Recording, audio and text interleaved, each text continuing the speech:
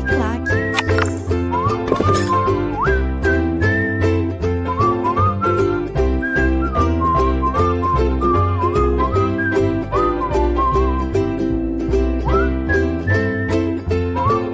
Olá, meus amigos, minhas amigas, sou o professor Luiz Antônio Carvalho e com muito prazer, muita satisfação, estou aqui para ministrar mais uma super aula para vocês. Hoje nós iremos abordar a Lei Complementar número 13, Lei Complementar de Mato Grosso de 1992, uma lei bastante específica. Bacana? Então vamos lá, vamos ler a ementa primeiro, né? A ementa da lei. O que é a ementa da lei? A ementa da lei diz qual que é o trabalho da lei, para que a lei vai existir no mundo jurídico. Então, essa lei, ela estabelece os princípios e diretrizes da administração pública estadual na esfera do Poder Executivo e dá outras providências. Ok, então vamos lá, né? E aí, prof? E aí tem que explicar para vocês uma coisa antes da gente entrar nos artiguinhos para você entender. Ó, estabelece os princípios e diretrizes da administração pública estadual na esfera do Poder Executivo e dá outras providências. Professor, primeira coisa, lapso temporal, ó, 1992, Lei Complementar 13. Professor, isso eu já sei. Vem comigo aqui. O que acontece? Vocês têm que lembrar que em 1988, nós tivemos a promulgação do quê? Da Constituição Federal de 88. Essa Constituição Federal de 88 provocou o quê? Uma revisão, uma nova Constituição no âmbito de todos os estados da Federação. Então, nós temos aqui, inclusive aqui no estado de Mato Grosso, nós temos a Constituição Estadual, que ela foi promulgada em 1989. A partir desse momento aqui, são dois marcos. Isso aqui, primeiro, um grande marco, né? Um grande marco, e nós temos um outro grande marco.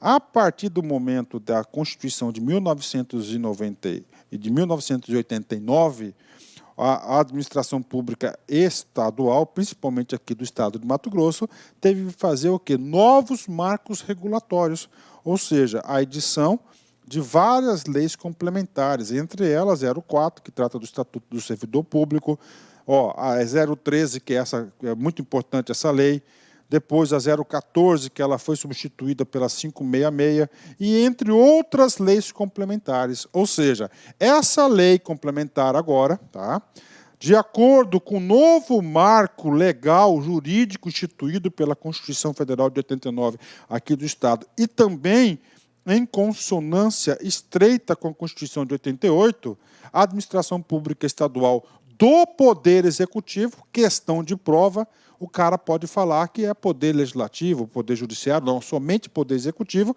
vai definir os princípios. E, claro, esses princípios estão consagrados nesses instrumentos. E as diretrizes da administração pública estadual. Essas diretrizes, tá, para os processos, ó, de planejamento, processo de supervisão, processo de controle, processo de coordenação, né? Olha aí, então a gente vai estudar esses itens aqui, como que a administração pública vai se planejar, vai ter a supervisão, vai ter o controle, a coordenação. Então esse é o trabalho da lei, né? Professor, e aí, né? Um assunto bastante específico, tá? Confesso para vocês, né? Eu fiz uma pesquisa aí, apesar eu já estou nesse ramo de concurso, principalmente aqui do estado de Mato Grosso há muitos anos, né? Eu não consegui encontrar, localizar nenhuma questão desse assunto, tá? Nenhuma questão. Mas como está no edital, nós temos aí que passar para vocês, né? Estrutura da lei. Então, a lei ela é classificada em títulos. Temos aqui o primeiro título, que vai falar dos princípios fundamentais, né? Potencial questão de prova. Vocês podem observar que todas as legislações específicas, o legislador, aliás, a banca examinadora adora cobrar os primeiros artigos, então a gente vai ler todos eles. O segundo título, nós vamos falar do planejamento, como que a administração pública estadual do Poder Executivo vai executar a política de planejamento, a coordenação, o controle, a supervisão. Aí um assunto muito importante aqui para vocês, né? O título 6, que vai falar da descentralização, desconcentração e delegação de competência. Nós temos, consequentemente, 3 capítulos. Um que vai falar só sobre a descentralização. A descentralização vai se criar uma nova pessoa jurídica, né? A desconcentração é a criação de uma nova unidade sem a criação de uma nova pessoa jurídica, e a delegação de competência é outro capítulo específico. Vamos falar no capítulo 7º também, das disposições referentes a pessoal civil. Claro que pessoal civil a gente sempre remete à LC 04, e finalmente nós temos as diretrizes administrativas, né? Temos as diretrizes administrativas no título 8º. Então a gente vai estudar essas leis aqui, é uma lei que fala de muitos assuntos aí, ok? Vamos lá, primeiro, princípios fundamentais. Vamos ler o primeiro artigo e a gente já vai explicar para vocês. A administração pública estadual, na esfera do poder executivo, estabelecerá os princípios da legalidade, impessoalidade, moralidade e publicidade, guardando as seguintes definições. Ou seja, vamos lá, esses aqui são os princípios da administração pública. Tá? Professor, e aí, esses princípios aqui foram também previstos na Constituição Federal de 88? Sim, foi. Só que, em 1998, tá, nós tivemos o quê? O acréscimo de mais um princípio, que é o da eficiência, né? Professor, essa lei aqui é de quando? É de 92. 92, qual que era o parâmetro? A Constituição de 88. A Constituição de 88 era somente o LIMP, sem o E. Sem o E. Esse E foi acrescido através de uma emenda constitucional, salvo engano, a emenda número 20, quando, aliás, a emenda constitucional número 19, em 1998, que é o princípio da eficiência. Mas você tem que saber, sim. Então, olha, tá? Pegadinha de prova, cara, tá? Qual que seria o correto? O correto era, com a adoção de mais um princípio da administração pública, ter mais uma lei alterando, incluindo aqui o princípio da eficiência. Questão de prova isso aqui, cara, tá? Se ele colocar na prova, de acordo com a Lei Complementar 13, não tem o E, tá? De acordo com a Constituição Federal, tem o E, o LIMP, tá? Papo reto, cara, isso aqui é básico, tá? Básico. Eu não consigo enxergar você aí competitivo não sabendo disso, então você tem que aprender esse cara aí. O legislador ajudou bastante os professores de cursinho, que ele vem definir quais são os conceitos, o que ele entende de cada princípio desse. Primeiro princípio da legalidade, como princípio de sujeição aos mandamentos da lei e às exigências do bem comum. Ou seja, legalidade significa dizer que a administração pública estadual deve seguir aquilo que está na lei. Lei, legalidade, cumprir a lei. Aí tem uma palavrinha aqui extra, né? E as exigências do bem comum. Tá? Olha aí, ó, conceito, hein? B. 2. Impessoalidade ou da finalidade, né? Em que o interesse público sobrepõe aos interesses privados, né? Impessoal. Você não pode ter interesses pessoais. Se você coloca aqui, ó, tira um aqui, é pessoal. Pessoal não pode. Inclusive, isso aqui é uma improbidade administrativa, né? Então, você tem que agir com impessoalidade, ou seja, profissional. Tá? Você tem que deixar o quê? O interesse público sobrepor os interesses privados, ou da finalidade, né? Questão de prova, esse artigo 1º, hein? Eu digo para vocês, na sua prova, tá? Se eu fosse o examinador, se eu fosse elaborar alguma questão deste assunto aqui, eu iria cobrar o artigo 1º. Moralidade, é de acordo com a moral, com a ética, né? Regramento de natureza ética, que fundamenta a ação administrativa. E, finalmente, nós temos o princípio da publicidade, pelo qual a validade jurídica do ato administrativo está ligada à sua divulgação oficial. Então, nós temos aí publicidade, né? Publicidade, que os atos da administração pública estadual, têm que ser o quê? Divulgados. Divulgados aonde? Divulgação oficial. Onde que é a divulgação oficial do Estado de Mato Grosso? É o Diário Oficial. E ali fala mais. Os atos da administração pública somente poderão ter validade se forem publicados nesse veículo oficial. Por que isso? Por quê? Porque aqui é administração pública, os recursos são públicos, não é isso? Se os recursos são públicos, tem que dar publicidade, tem que avisar aqueles que pagam impostos o que está acontecendo na administração pública. Este é o conceito. Então, artigo 1º, potencial questão de prova. Artigo 2º, vem comigo.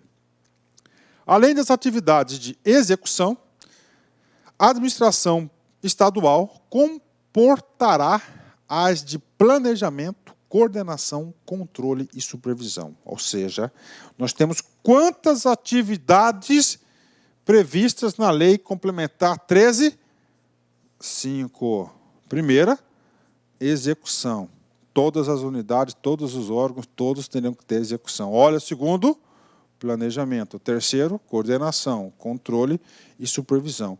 Cada um desses itens, o legislador separou um título específico para nós falarmos, explicarmos, detalharmos o planejamento, a coordenação, controle e supervisão. Ok? Então, de novo, quantas atividades nós temos? 5. Pode cair na prova. Claro que pode cair na prova, né? Então, são as atividades de execução, planejamento, coordenação, controle e supervisão. Tá? Terceiro, vem comigo. Compete à estrutura central de direção o estabelecimento de normas, critérios, programas, princípios que os servidores responsáveis pela execução deverão seguir no desempenho de suas atribuições. Ok. Professor, qual que é essa estrutura central de direção? Essa estrutura central de direção, ela está mais clara, tá? Lá na Lei Complementar 566, tá? Então, essa Lei Complementar 566 diz isso. Quem que é a estrutura central, né? Nós temos no ápice, lá no núcleo estratégico, o governador. Né? Subordinado diretamente a ele para auxiliar o governador, nós temos os secretários. Tá? Secretários ou secretarias de Estado, né? Então, as secretarias, os secretários, eles compõem a estrutura central de direção. Então, isso está delegando o quê? Para que essas pessoas elas possam editar normas, critérios, programas e princípios. Programas, esses programas aqui são programas de governo, vinculado ao quê? À ferramenta de planejamento. Princípios que os servidores responsáveis pela execução, servidores, então, o órgão central, essas pessoas aqui, eles vão definir normas, critérios, programas e princípios, para que execução deverão seguir no desempenho de suas atribuições, né? Então, o pessoal da execução vai fazer acontecer. Pronto. Fácil, né? Artigo 4º. Os órgãos setoriais. Então, nós temos os centrais, que vão definir essas normas, e depois nós temos os setoriais. Executarão funções de administração das atividades específicas e auxiliares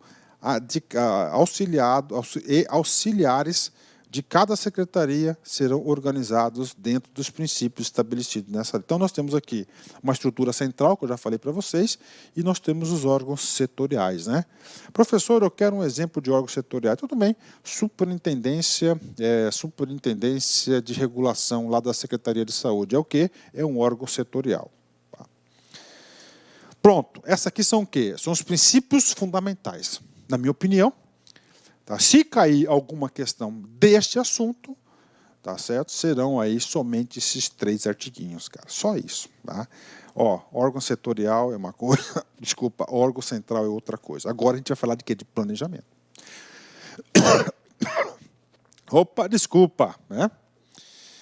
Desculpa aí, vamos embora. São quantas atividades que o Estado tem? Além da execução. Execução é uma. Então, nós temos execução, nós temos planejamento, coordenação, supervisão e controle. Então, a gente vai falar cada uma dessas. Né? Vamos lá. Planejamento. Artigo 5º. A ação administrativa obedecerá ao planejamento que vise ao desenvolvimento político, econômico, social e cultural do Estado, compreendendo a elaboração e atualização dos seguintes instrumentos básicos. Eu vou ler novamente, tem algumas coisas interessantes que eu vou explicar para vocês.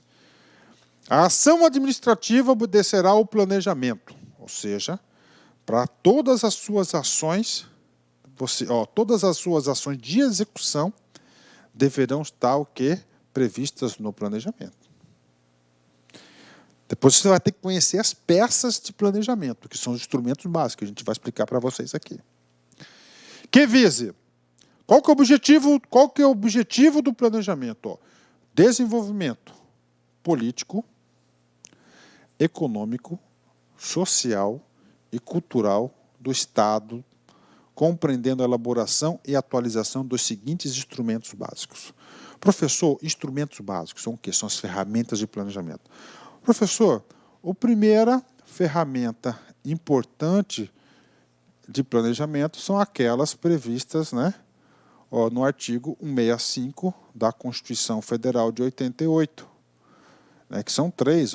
Temos o PPA, nós temos a LDO, que é a Lei de Diretrizes Orçamentárias, e nós temos a LOA. Né?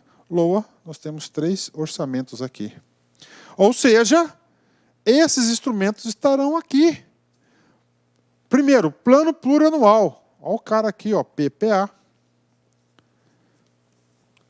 Programas gerais e setoriais. Esses aqui são o quê? Os programas de governo.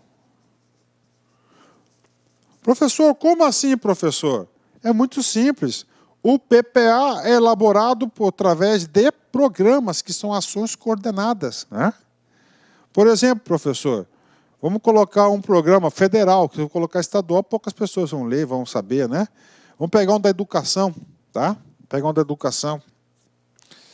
FIES é um programa vinculado ao planejamento da educação, que lá tem no PPA uma medida, então um programa lá, FIES, né? Lá, né? E assim por diante.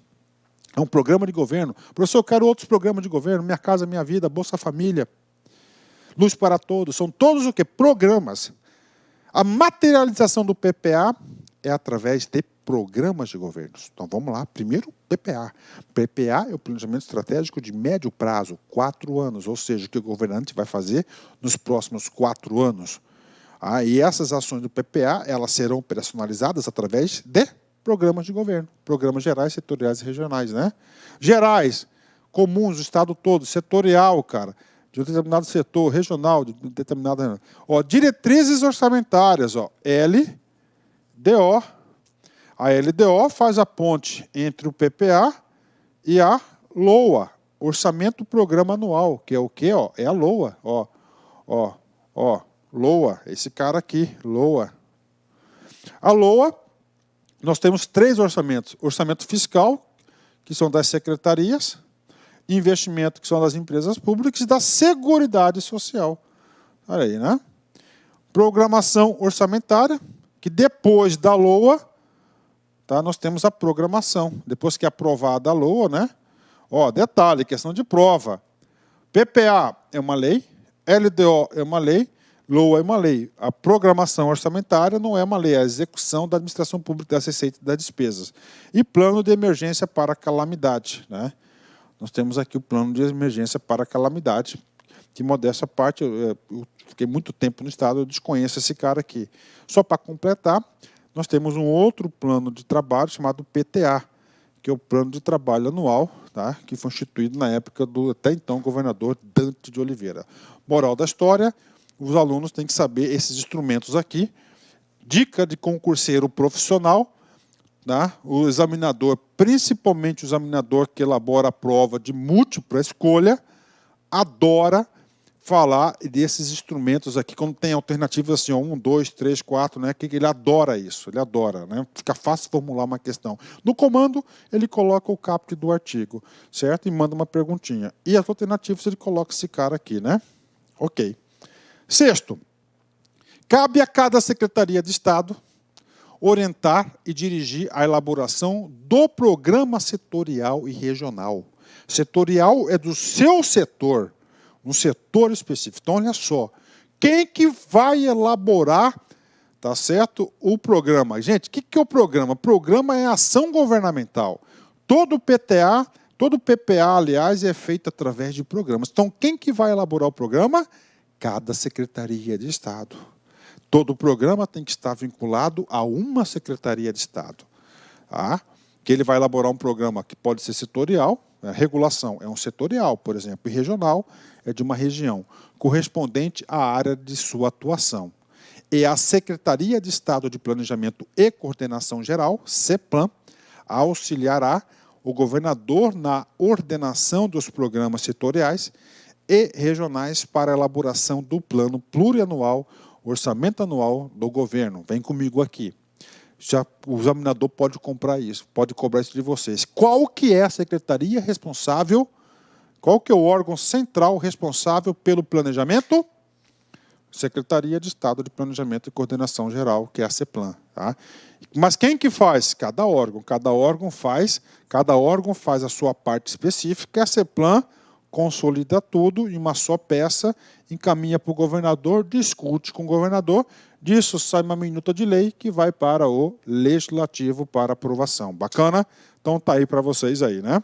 Ó, plano plurianual é uma lei, a lei do PPA. Orçamento anual, LOA, L-O-A, que também é uma lei, a lei do orçamento. Essa lei do orçamento deve obrigatoriamente conter todas as receitas e despesas aí do próximo exercício. Órgãos setoriais de planejamento, orçamento e controle interno têm a incumbência de assessorar diretamente o secretário de Estado respectivo nas tarefas referentes aos sistemas de planejamento, controle interno da administração estadual, conforme dispuser a respeito do decreto do Poder Executivo. Embora essa aqui é uma lei de 1992, vou explicar para vocês. Então, órgãos setoriais de planejamento. Tá? Os órgãos centrais a gente já sabe. Né? Os órgãos centrais é o governador e os secretários. Tudo bem? Nós sabemos que nós temos um órgão central sobre o produto planejamento, que é a CEPLAN. Lá que dita as regras para os órgãos setoriais. Então, nós temos aqui, só para entender aqui, isso aqui é uma gestão matricial. Nós temos a CEPLAN, certo? Responsável por esse produto. Está aqui, né? Certo? Ela é responsável por esse produto. Aí nós temos aqui, por exemplo, o SES, Secretaria de Educação. Aqui é um órgão central. Tá? Lá na Secretaria de Educação, ele colocou duas coisas aqui, ó, controle interno e planejamento. Então, lá nós vamos ter a superintendência de planejamento. E nós vamos ter aqui ó, a unidade lá de controle interno, que é a controladoria, controle interno, né? Controladoria Geral do Estado, né? Temos lá a controladoria, que antes era auditoria, né? Controladoria, né, Geral do Estado. Temos a unidade de controle interno, tá? Controle interno em cada uma delas, né? O que que acontece? Olha só, órgão central, esse cara aqui, ele é central, e esses caras aqui são os setoriais. Que eles vão o quê? Ó, assessorar diretamente o secretário. Só que eles vão elaborar as peças do trabalho dele através do órgão central. Esse cara aqui não é CEPLAN, é Controladoria Geral do Estado, tá? Que é o órgão central do produto desse cara aqui, ó, matricial. Então, esse cara aqui é uma matriz, ele está subordinado diretamente ao secretário de Estado e segue as regras de produtos específicos da CEPLAN e da CGE. Então, isso que quer dizer aí. Pronto. Né? Professor, ficou claro. Rapaz, isso aqui eu entendo, cara. Porque eu sou administrador e eu tive a oportunidade de pensar muito esse sistema aqui. Claro que em 92 eu não fazia parte da administração pública. Em 92 era o meu primeiro ano de faculdade. Né? Tive a oportunidade de formar em 97. Mas, depois que eu entrei no Estado em 1990 e 2002, né, como um gestor, eu estudei muito isso. Parágrafo primeiro. Toda atividade administrativa ajustar-se-á à programação governamental e assumida sempre em consonância com a programação financeira de desembolso. O que está falando aqui? Toda ação administrativa está vinculada ao quê? Ao sistema de planejamento que inclui o orçamento. Aí eu passo para você uma coisa para você não esquecer nunca mais. Você lá no seu exercício do seu cargo, você é um cara muito comprometido, um cara que se preocupa muito com a sua atividade profissional. Você acorda às 3 horas da manhã. Isso eu aprendi muito cedo no Estado. com uma ideia fantástica, extraordinária, espetacular, que vai resolver os problemas da educação, por exemplo. Está lá. Aí você acorda 2 horas da manhã, 3 horas da manhã, vai para o seu cantinho na sua casa, você pega o seu notebook, escreve tudo, prova, pesquisa, não sei o quê. 8 horas da manhã, quando você chega na repartição, está pronto o projeto. Você estava tudo aqui, cara. Aí você apresenta, aí a tiazinha lá do orçamento vira para você e fala assim: está previsto no orçamento? Não, se não está previsto no orçamento, você não pode fazer. É exatamente isso. Ó. Toda atividade administrativa, aquela atividade administrativa que eu elaborei, aquele programa, aquele projeto tal, né, não estava no programa, porque o planejamento tem toda uma fase, tem a lei de direito, tem que estar no PTA, do PTA, tem que estar na LDO, da LDO na LOA, e assim por diante. Ó. Será assumida sempre em consonância com a programação financeira de desembolso. A programação financeira de desembolso é depois que é editado um decreto de programação financeira que abre o orçamento para execução. Então está lá. Então tudo tem que estar no orçamento. Compete ao chefe do Poder Executivo, o governador, elaborar os planos e programas gerais, setoriais e regionais, como também a forma de controle dos recursos financeiros observados os dispositivos legais pertinentes. Ou seja, a mensagem de lei é de atribuição do governador. Artiguinho 8º, vem comigo aqui. Anualmente, será elaborado um orçamento-programa que detalhará a etapa do plano plurianual a ser realizada no exercício seguinte e que servirá de roteiro à execução da programação anual. Prof, o que é esse cara? Nós temos um cara, instrumento de planejamento, que é o PPA. PPA, 4 anos. Tá? Então, para cada PPA, nós vamos ter o quê? Ó, teoricamente, estou dizendo teoricamente, porque eu não quero aprofundar essa aula aqui, nós temos o LOA 1, né? LOA 2, ó, LOA 3 e LOA. O que é LOA? Lei Orçamentária Anual. Ó, anualmente, anual, será elaborado um orçamento-programa, né? Todos esses caras aqui, ó. Então nós temos aqui, ó. Aqui nós temos aqui programas de governo, né? Ó. Programas de governo. Vou dar um exemplo do federal. Minha Casa Minha Vida. Construir 1.000 casas. Vamos pôr 4.000 casas, está no PPA. Então aí a LOA vai definir aí, né, junto com a LDO, na LOA 1, 1.000 casinhas. Na LOA 2, 500, né? LOA 3 aqui, 500. O último cara aqui, ele quer tirar o atraso. 2.000, 4.000. Né? Então aí, ó. Tá, programas Minha Casa Minha Vida. Então isso que está dizendo aqui. É um roteiro da execução do plano anual. Tá? Fechou? É.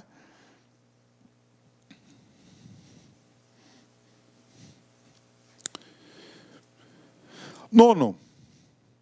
Os planos e programas estaduais e setoriais serão elaborados em consonância com o plano plurianual apreciados pela Assembleia Legislativa. Tranquilo, nem precisava escrever isso.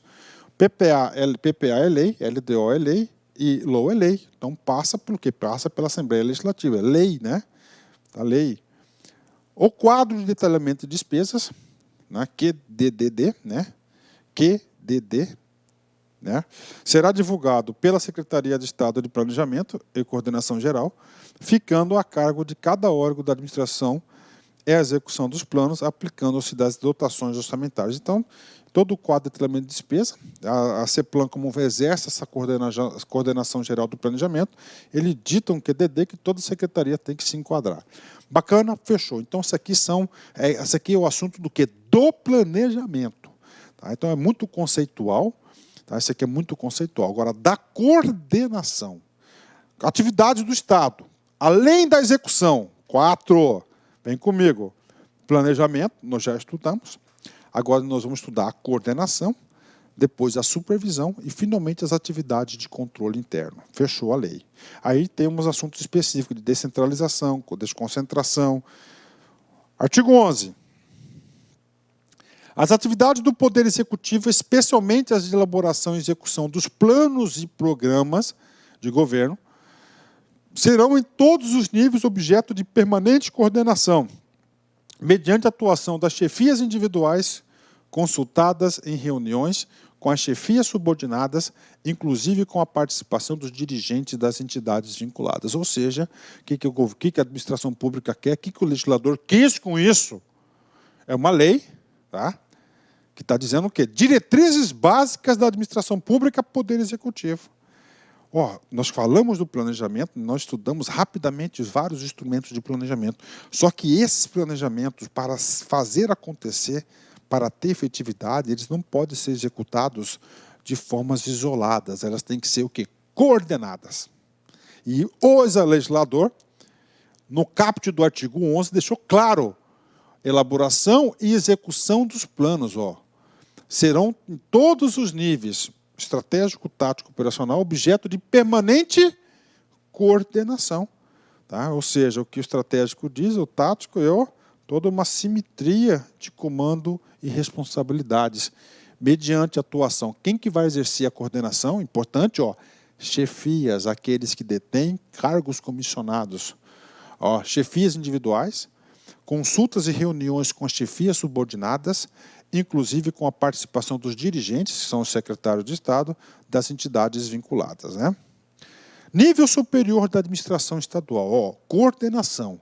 Então, ele vai definir aqui quem que é de nível superior, né, no nível superior, quem está no topo da pirâmide hierárquica, e de nível geral. A coordenação processar-se-á através de reuniões de secretariado, presidida pelo governador do Estado, ou por designação na forma definida em regulamento. Ou seja, temos aí o nível superior da administração. Como é que vai ser a coordenação? Reunião através dos secretários de estados, presidida por quem? Pelo governador do Estado. Então, essa é a coordenação do superior da administração estadual. E existe, claro que existem as reuniões de secretariado, que nada mais é que são as reuniões de secretariado. E nós temos aí nível geral, né, nível geral e nível setorial. A coordenação do planejamento a nível geral será exercida pelos órgãos centrais, né, de planejamento e coordenação. A nível setorial, os órgãos setoriais de planejamento. Bacana, tranquilo, né? 12º, estamos falando o quê? Da coordenação. Os órgãos e entidades que operam na mesma área geográfica deverão atuar de forma coordenada para assegurar e otimizar a programação e execução dos serviços estaduais. Olha só, então é o seguinte: órgãos e entidades que operam na mesma área geográfica, né? Na mesma área geográfica. Então, eles vão ter que o quê? As secretarias vão ter que conversar, as entidades vão ter que conversar. Para quê? Otimizar a programação e execução dos serviços, né? Muito importante isso. Isso realmente acontece na elaboração dos programas de governo. Parágrafo único.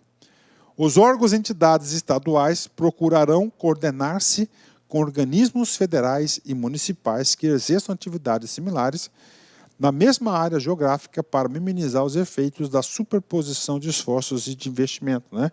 Vamos colocar uma área comum, as 3 esferas de poder e educação. Tá? Então é o seguinte: o programa de governo do município tem que estar alinhado com o do Estado com a União. Isso é importante? Claro que é importante. Para quê? Para evitar, os recursos já são poucos. Você não pode desperdiçar. Então, você tem que otimizar os recursos aí, tem que colocar essas pessoas para conversarem, que é o papel da coordenação. Então, o legislador fez questão de deixar isso aí registrado em lei. Tá? E você sabe que você tem que cumprir a lei. Lembre-se do princípio do que? Da legalidade. Pronto, coordenação. Professor, controle. Tá? E aí, professor, atividade de controle, principalmente as atividades de controle preventivo, tá? É uma função aí que nos últimos anos do Brasil cresceu muito o controle. Então, nós temos a atividade de controle, de controlar. O que é esse controle? Para verificar se as coisas estão sendo feitas conforme deveriam ser feitas. Né? Se caso não, faz o quê? O ajuste e a correção de percurso. O controle quantitativo e qualitativo das atividades do Poder Executivo será exercido em todos os níveis, em todos os órgãos, compreendendo especialmente. Então, vamos lá, todos os níveis e todos os órgãos. Primeiro, qual que é o órgão central de controle? Hoje é o cara chamado de Controladoria Geral do Estado. Tá? Antiga Auditoria Geral. Tá? Auditoria Geral, mesma coisa. Então, você tem um órgão central do controle, que é a Auditoria Geral do Estado, e em cada secretaria tem uma unidade de controle interno. Cada unidade tem uma... E essa unidade de controle interno tem que assessorar, auxiliar e contribuir para quem? Para o secretário de cada pasta. Mesma ideia do planejamento. O que ele vai controlar? Acompanhamento da execução dos programas e dos projetos como do orçamento, né? Então está aqui. 2. Avaliação permanente dos resultados alcançados, verificação, observância das normas que regulam o exercício das atividades auxiliares, né? Ou seja, a execução do plano, tá? E, finalmente, o acompanhamento pelos órgãos centrais de planejamento e coordenação da execução do plano geral do governo, dos programas setoriais, do orçamento programa e do plano